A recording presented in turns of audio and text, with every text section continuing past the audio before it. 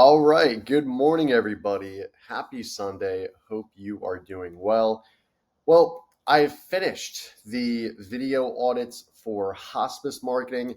And just to show you guys that I know what I'm talking about, that I know SEO, that we know how to rank online, hospice marketing audit, as you can see, there's multiple videos here. In fact, there's actually, as you can see here, probably every single one of my videos that I created is ranking for hospice marketing audit. And then on top of that, if we go to the organic searches for websites, you see all of these right here: Trella, Oticon, Patient Gain, MGMA.com. All these are sponsored ads, meaning they have to pay to play. They have to pay to be on these placements. They have to pay to be there. And here you go. Momentum 360 Hospice Marketing. They, I guess, indexed my Austin page. You can see here's our YouTube channel as well. So we're doing all right. I mean, listen, I literally created these videos and these blogs like a couple of weeks ago. But now I'm going to turn my attention to hospitals. So hospitals, very similar stuff, a little bit bigger of a organization, I would say, for the most part, right? I think we can agree on that. Hospitals, I think, more of a general word. Hospice is more of like a, kind of niche portion of like a hospital, I guess you could call it, type of a healthcare facility. But either way, you guys know the drill. Type in best hospitals in a specific area. Today, we are going to be in none other than New York City, one of the best cities in the world. We're going to be picking the first highest rated option locally, going over what? The Google business profile, the website, the social media, and anything that I'm privy to seeing. Again, I can't see their ads on the back end. I don't have access to that, nor can I see like a MailChimp or cold email campaign. I'm not privy to that information, obviously. I can't see that. So what I want to do is give you guys a nice little audit here. Let's get rocking and rolling. I'm excited about this. So the Mount Sinai Hospital, I think I'm saying that right. Mount Sinai, I think I've heard in like movies. This is like a pretty famous hospital, I think, right? But let's get started. So I'll just say this off the bat. I feel like hospitals, they, for the most part, have low reviews based off of like long waiting times, and maybe, they didn't get treated to the best of the doctor's ability. I know patients are like very hard to, kind of treat, like some patients are very hard to deal with. I understand that. But at the end of the day, there's a way that, we can turn this low rating into actually a very, high rating. And I'll get to that in a second. So Mount Sinai Hospital, 3.4 out of 5, really not so good rating. But I mean, they have over 1,000 reviews. So that means something. That means they're popular. Over 520 photos. This is fantastic for a hospital of this magnitude. They should have several hundred photos posted to the profile on Google. They have photos of the outside, of the inside, and not for nothing. I mean, this is a very beautiful hospital. Like, this looks great. This actually reminds me of some of the hospitals here in Philly, where I live. Reviews. I mean, as you can see, they get, unfortunately, a lot of one-star reviews, but there's a couple ways to combat this. So as you can see, if we go to the newest reviews here, used to be excellent, but they cut out most services now. Things have changed. Oof, that's terrible.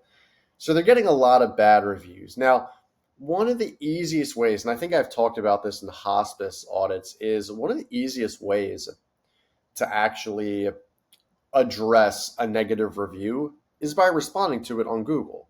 Not just a bad review, but a good review. So you want to thank someone for leaving a good review, and if they left a bad review, you want to find out what happened. So in this case, this Lisa person, what I would do if I was Mount Sinai is I would comment and say, "Hey, Lisa, I'm so sorry. Whatever happened, let's see what happened here, so we can either take that review down or get her to leave a better review."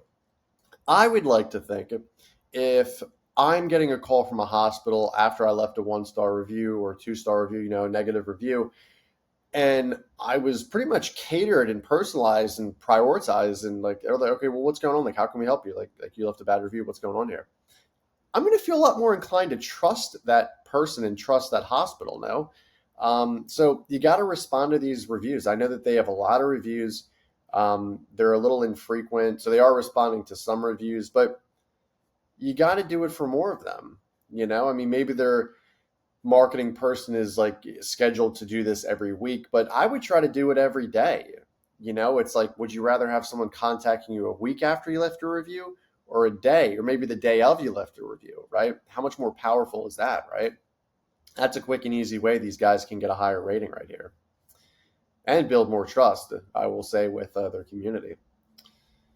So this is a famous hospital, one of the oldest and largest teaching hospitals in the United States. That's awesome. So they have their own Wikipedia page, open 24 hours. That's great. They have over 1,100 beds, parent organization to Mount Sinai Health System, date founded, architect. So there's a little bit more to this than a normal Google profile because there's a lot of historical significance behind Mount Sinai.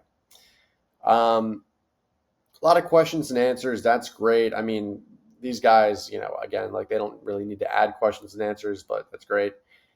This is an area where they can improve. So they don't have the best description of the profile. Their wiki page actually, I think, has a better description than their current one. So they have 750 characters to play with. I would recommend that they just get in here, make a nice, as close to 750 characters as you can, nice description of the profile, very warm, very welcoming. I think this would be great.